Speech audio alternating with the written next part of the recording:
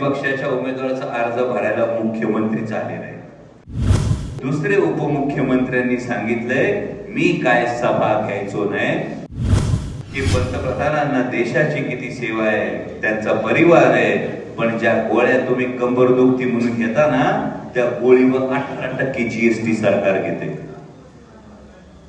आणि याची कुठंच उत्तर द्यायची नाहीत सरकारला।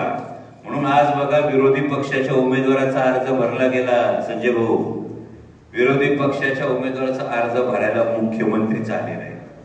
मी डमी उमेदवार म्हणतो ते उग म्हणत नाही, मुख्यमंत्री आलेच नाही।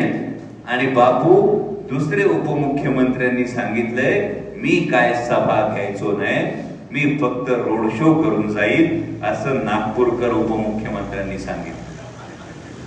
हे सांगण्याचं फार महत्वाचं कारण आहे भावांनो, जो आपल्या पाण्याशी संबंधित प्रश्न आहे आणि हा प्रश्न तुमच्या वतीनं केवळ शिरूर लोकसभा मतदार, केवळ शिरूर तालुका नाही, आंबेगाव तालुका, जुन्नर तालुका, खेड तालुका एवढंच नाही तर 13 लोकसभा मतदारसंघाच्या वतीनं मी माननीय उपमुख्यमंत्र्यांना विचारू इच्छितो की तुम्ही 2014च्या निवडणुकीत आश्वासन दिलं होतं लोकसभेच्या, तुम्ही 2014च्या विधानसभेच्या निवडणुकीत आश्वासन दिलं होतं की टाटा कोयनेच्या प्रकल्पामध्ये असलेलं 46 टीएमसी पाणी।